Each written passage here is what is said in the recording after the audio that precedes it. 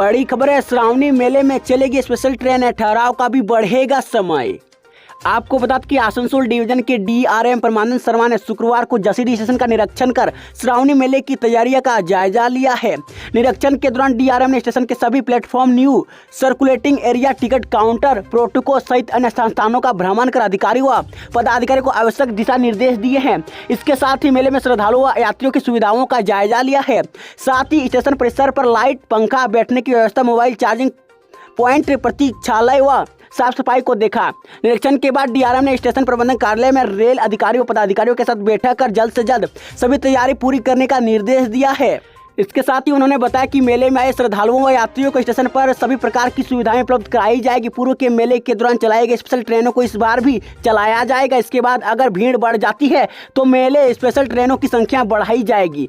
साथ ही ट्रेनों में बोगियों की संख्या भी बढ़ाई जाएगी। साथ ही ट्रेनों के ठहराव का समय बढ़ाया जाएगा ताकि श्रद्धालुओं को सुविधा मिल सके। स्टेशन पर यात्रियों के ठहराव के लिए आंतरिक पंडाल निर्माण कराया जा रहा है।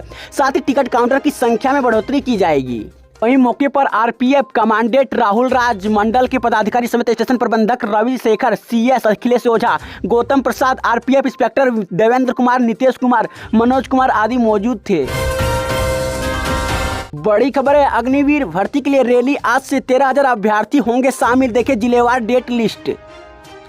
आपको बता दें कि राज्य में दूसरी अग्निवीर रैली का आयोजन 1 जुलाई से 9 जुलाई तक रांची के मोरहाबादी मैदान में किया जाएगा। इसमें 24 जिलों के करीब 13,000 अभ्यर्थी शामिल होंगे। बिहार झारखंड के रिक्रूटमेंट जोन की duty director general recruitment brigadier Mukesh Gurung ने शुक्रवार को प्रेस वार्ता में बताया कि लिखित परीक्षा में पास अभ्यर्थी अग्निवीर बहाली में शामिल होने पहुंचेंगे। 21 वर्ष या उससे कम उम्र के अभ्यर्थियों का चयन किया जाएगा।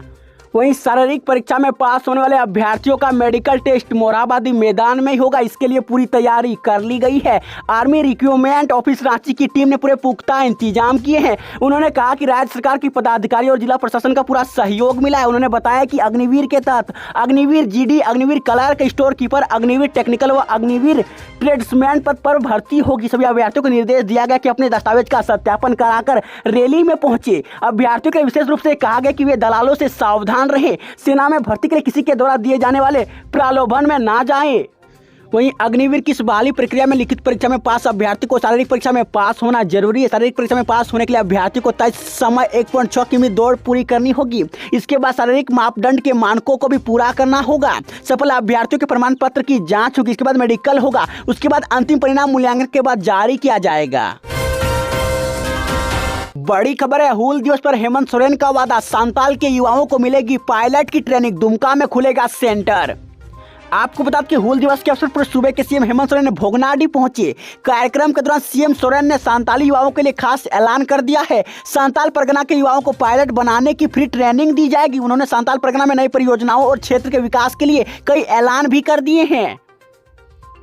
वहीं मुख्यमंत्री हेमंत सोरेन ने कहा कि सांताल के युवक युवतियों को अब हवाई जहाज उड़ाने के लिए पायलट की ट्रेनिंग दी जाएगी। इसके लिए दुमका में ट्रेनिंग सेंटर खुलेगा। हर साल वहां 30 युवक युवतियों को ट्रेनिंग मिलेगी। राज्य सरकार अपने खर्च पर इस क्षेत्र के 15 युवक युवतियों को पायलट बनाने का प्रशिक्षण देगी। बाहर के शेष 15 युवक युवतियों को अपने खर्च पर ट्रेनिंग ले सकेंगे। मुख्यमंत्री शुक्रवार को हूल दिवस पर भोगनाडीह में कार्यक्रम को संबोधित कर रहे थे। वहीं मुख्यमंत्री ने आदिवासियों को शिक्षा पर अपना पूरा ध्यान फोकस करने को कहा। उन्होंने कहा कि शिक्षा से वे अपना हक हासिल कर सकेंगे। उन्होंने कहा कि सरकार जल्द ग्राम गाड़ी योजना शुरू करने जा रही है। जिस गांव तक सड़क नहीं पहुंची वहां सड़क बनाकर बच्चों को बस से स्कूल तक पहुंचाया जाएगा। गांव को शहर से जोड़ने के लिए यह बस चलेगी। इस बार में सीनियर सिटीजन मुफ्त सफर करेंगे। उन्होंने कहा कि राज्य सरकार महिलाओं को स्वावलंबी बनने के लिए अनुदान पर लोन दे रही, लिहाजा हरिया दारू छोड़कर महिलाएं सरकार की योजनाओं का लाभ उठाएं।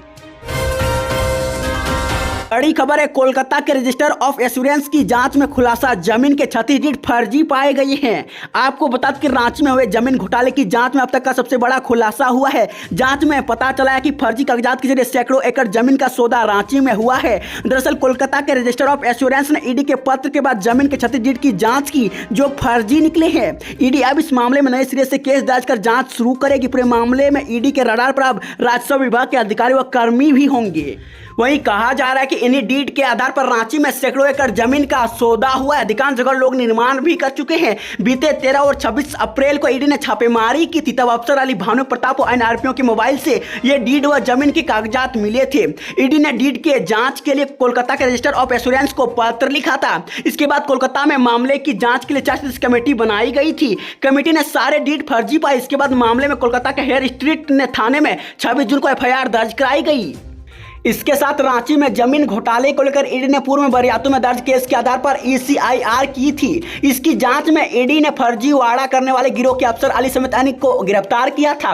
रांची के पूर्व डीसी छवि रंजन, कोलकाता के कारोबारी अमित अग्रवाल भी जेल में है। अब ईडी मुख्यालय ने कोलकाता के हेयर स्ट्रीट थाने में दर्ज केस में नया ECIR करने का फैसला लिया है। इसमें पूर्व दर्ज केस को ईडी ने बरियातू में दर्ज ECRI का हिस्सा बनाया था। बड़ी खबर है, अब 4 जुलाई से सक्रिय होगा मानसून, बढ़ेगा तापमान, 4 दिनों तक सताएगी गर्मी। साहिबगंज में सबसे हुई ज्यादा बारिश। आपको बता दें कि राज्य में मानसून की बारिश जमकर हुई है। अब मानसून थोड़ा कमजोर हुआ है। मौसम विभाग के मुताबिक अगले 4 दिन तक तापमान में बढ़ोतरी होगी। शनिवार को मौसम का मिजाज खुला हुआ है। सुबह से ही आसमान साफ है और धूप निकली हुई है।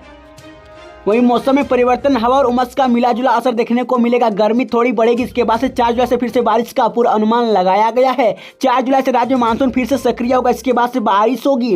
मौसम विभाग ने येलो अलर्ट जारी करते हुए कहा कि 3 जुलाई को झारखंड के उत्तर पूर्वी भागों में कहीं कहीं बारिश हो सकती है। इसके साथ ही मानसून की बारिश के पहले चरण में सांताल परगना में जमकर बारिश हुई है। पिछले 24 घंटों की बात करें तो वहाँ सांताल परगना का क्षेत्र ही है। मौसम विभाग के मुताबिक अब मानसून अब 4 जुलाई के बाद सक्रिय होगा। हालांकि राजधानी समेत राज्य में कहीं कहीं हल्की बारिश होने की संभावना है, लेकिन अगले 24 घंटों के दौरान राज्य में मानसून कुछ शीतल हो सकता है। 4 जुलाई के बाद यह फिर से सक्रिय होगा और पूरे राज्य में झमाझम बारिश होगी। वहीं राज्य में 189.5 मिमी की तुलना में केवल 108.5 मिमी बारिश हुई। यह सामान्य बारिश से 43% कम रहा है। राज्य में मानसून 19 को प्रवेश किया और 23 को पूरे राज्य में कवर किया। खेती के लिहाज से मानसून की बारिश अच्छी हो रही है। धीमी गति की बारिश से खेतों में पानी बना रहता है, जो कि खरीफ फसलों की बुआई के लिए जरूरी है। लेकिन यह 1 जुलाई से बारिश में कमी आ सकती है।